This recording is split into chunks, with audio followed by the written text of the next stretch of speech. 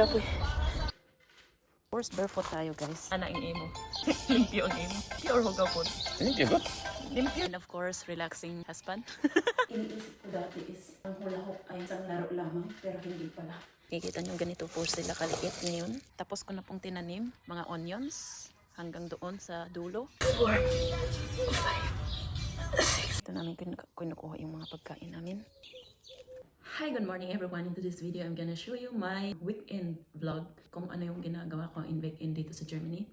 And still, kahit weekend siya, pero still busy. So I'm working Monday to Friday. Full job po yung work ko dito. Sa weekend ko is still busy doing our gardens and here in our house, cleaning the house and so on and so forth. So makikita nyo ngayon kung anong mga ginagawa ko sa weekend na time ko. So of course, pagising ko pa lang sa umaga ay kape muna. So I'm trying to go to my blog and answering and also doing my blog or and something like this. Sa mga hindi pa nakasubscribe sa aking YouTube channel, please do like, comment, and share. And thank you so much for your support. And I really appreciate that.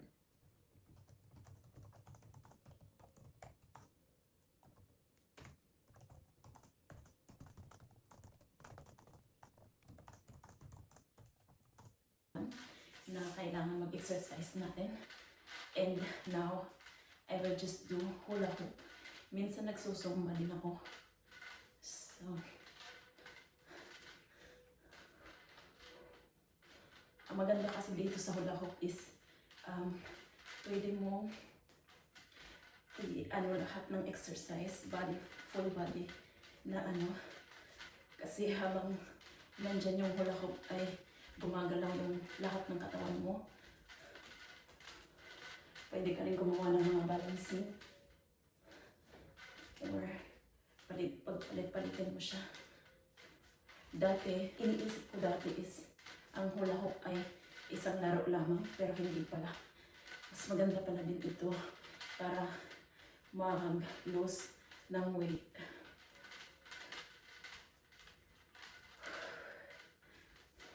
Ito yung pinaka-paborito ko rin na gawin, especially if galing ko sa work at pag dumating ako sa bahay.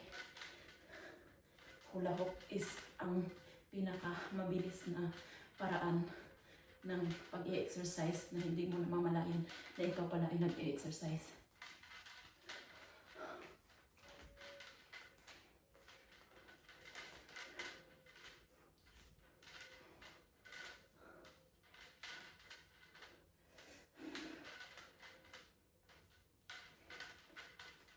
So, ang ginagawa ko supposedly dito sa pag-exercise is 30 minutes to 1 hour. And then, doing my other thing.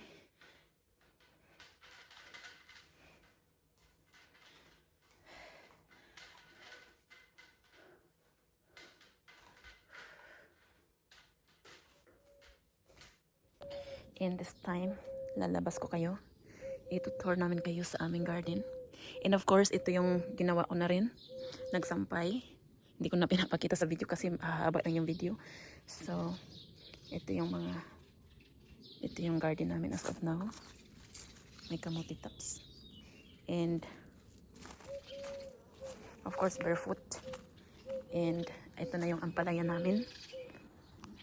So, nilabas namin siya kahapon kasi medyo mainit-init na dito konti sa Germany.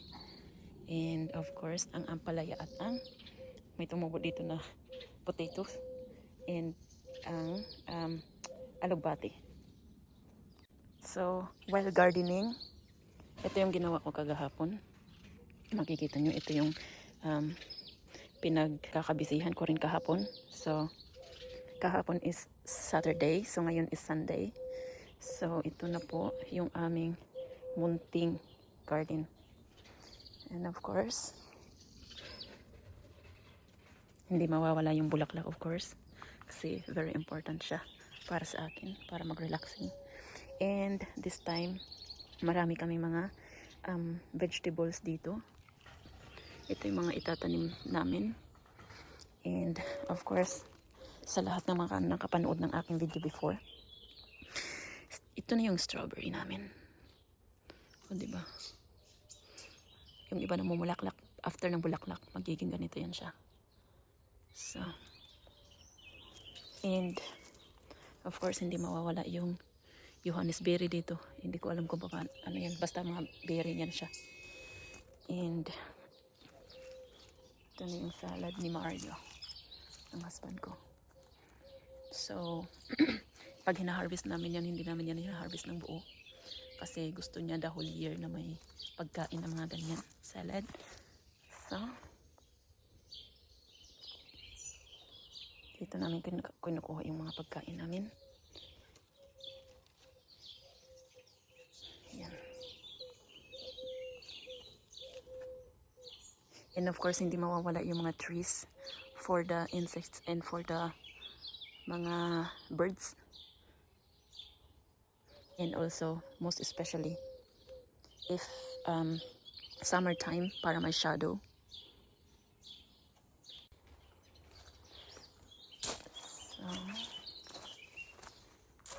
So, on this time, guys, kung makikita nyo itong mga maliliit na mga onions, kung nakikita nyo, ganito po sila kaliit ngayon.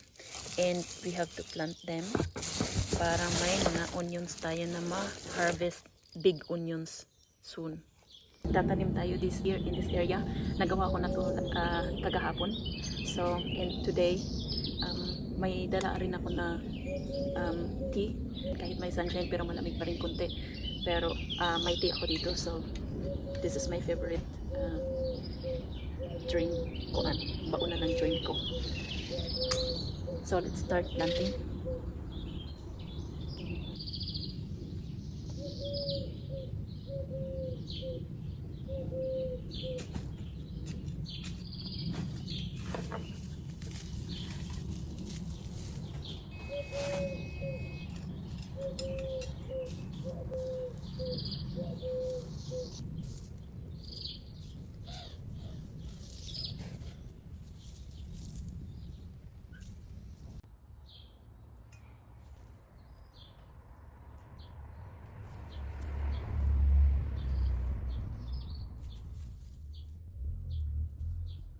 Kung makikita nyo kung paano ko nilagay yung mga onions, ganito lang po siya.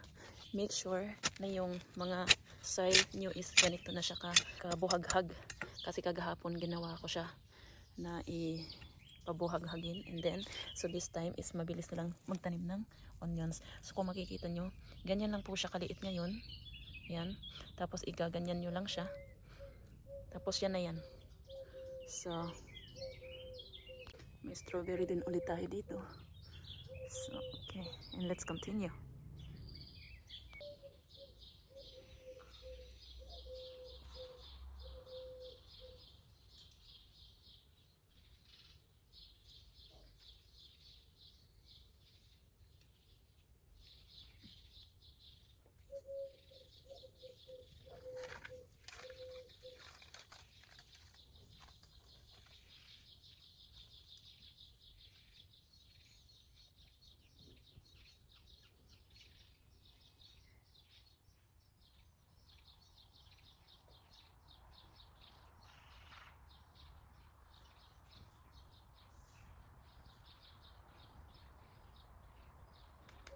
So this time we're gonna plant this zucchini.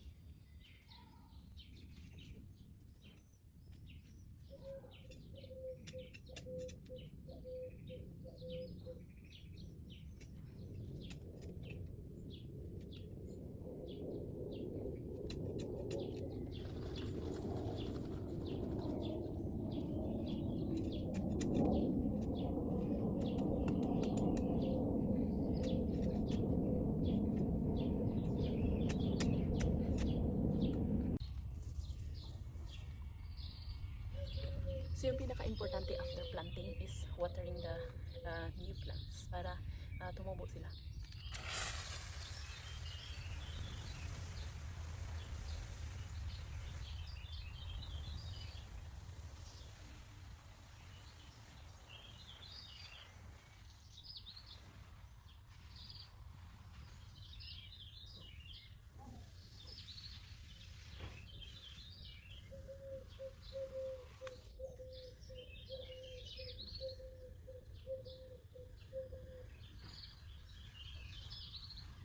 So, tapos ko na pong tinanim yung mga, ito lahat dito is mga onions hanggang doon sa dulo.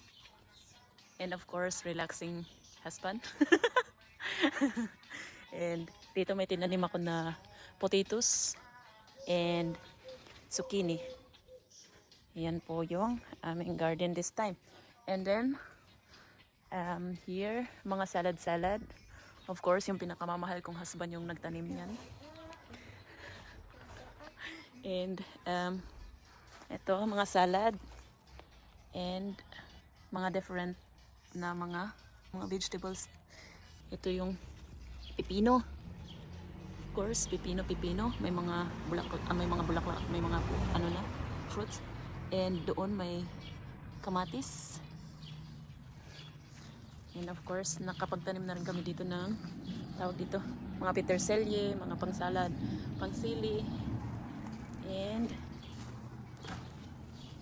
dito din yung ibang may talong din, pero yung talong, ewan ko, dahil nga sa weather dito sa Germany, medyo kukunti lang yung maha-harvest namin. And tomatoes, mga yan. And of course, barefoot tayo guys. Hindi mawawala barefoot. Basta kaya mag-barefoot, barefoot tayo. So,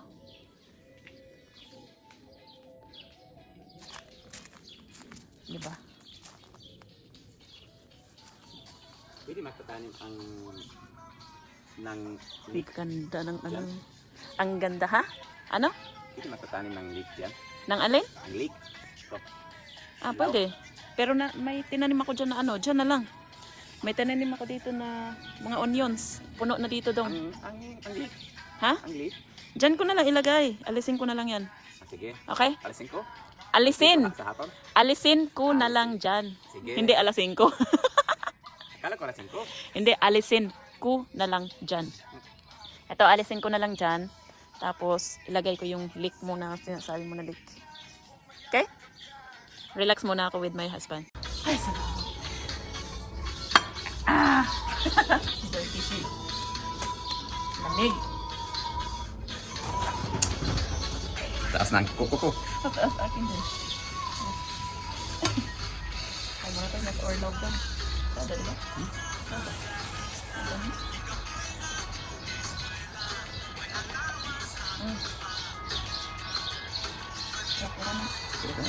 Kaya na lang. Para natin to. Kaya na lang para sa zucchini. It will become bigger. Just in the future.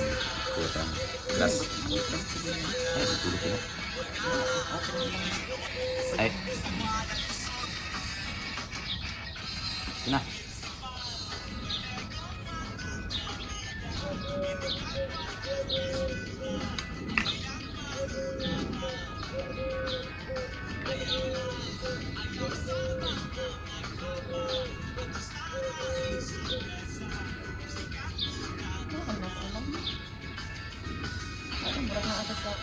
Asa man yung mga ulam? Sa Croatia? Gawas. Oo. Pero wala tayo inanin yung garlic. Wala. Like, dito po silang mama nag-10.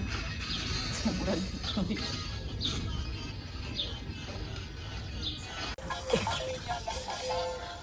smile sa dito. So, grabe ka hugot sa akong pikir. Lamig.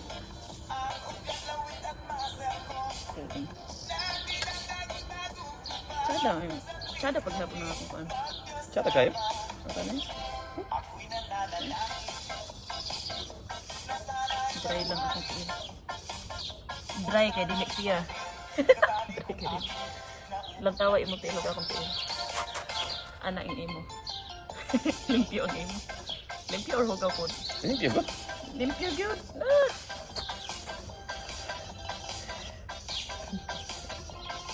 Na-inlove na po ka na ako. Siyempre. Kape. Kunin ka pa ng kape? Kukuha pa ako ng kape. Kukuha pa daw siya ng kape. Tapos ang sinabi niya, kunin pa ako ng kape.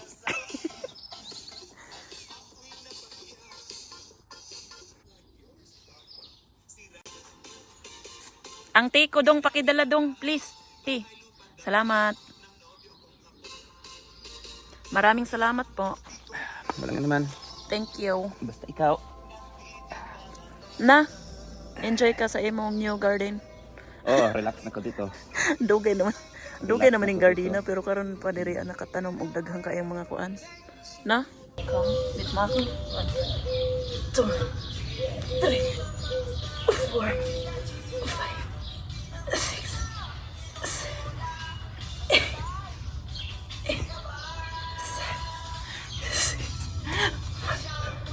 4, 1. Gusto mang tubig? Libre.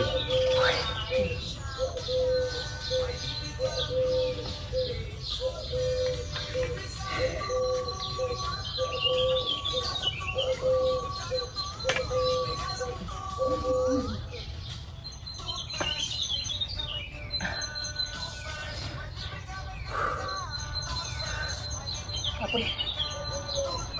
Abay ka daw. Anak lang dong, oh. Para diri na dong. Para sa? Lubot. Para sa lubot.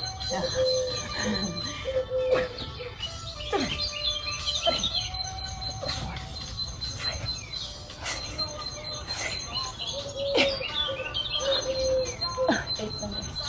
8 lang kapapoy.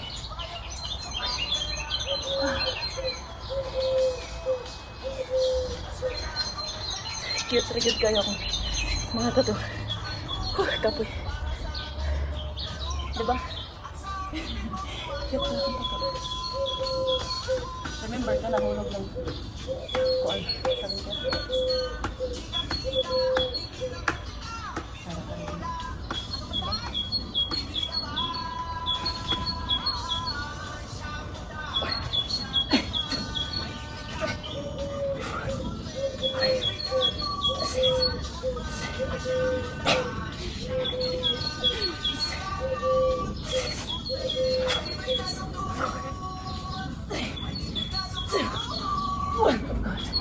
Nasusuan siya lang yun.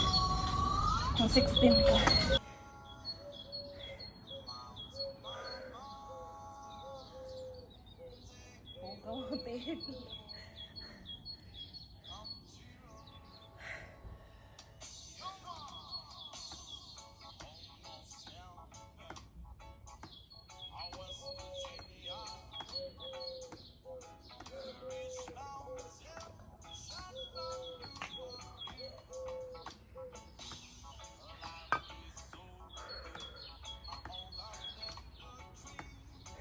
May ipapakita pa pala ako sa inyo guys. Ito. Bumili ako last time ng mga ganito para pag humangin-hangin at least may ano. Tapos ito para at least magkakulay ang buhay. And this one too.